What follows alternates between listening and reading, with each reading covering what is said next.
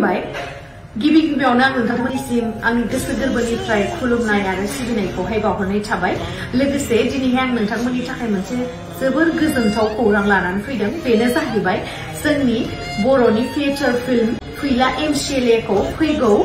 8 डिसेम्बरनिफ्राय 14 डिसेम्बरसिम सापागुरिनि universal मलावहाय दिन्थिनाय जासिगोन टाइमिंआ जाहैबाय 12:15 PM आरो लोगोसे 3:45 PM सो बै दिनखालिनिफ्राय नोंथांमोना फैला एमसिएलएखौहाय नायनो बा नुनो मोनसिगोन सो आसा खालामो नोंथांमोना बयबो लैहोर लैहोर फैनानै जोंनि फैला एमसिएलए मुभिखौहाय नायफैगोन आरो लोगोसे नायफैनानैहाय माबोरै मोनखो बेखौबो खोन्थाहरनो दाबाव गोजोन I love you Sona I love you Sona I love you Sona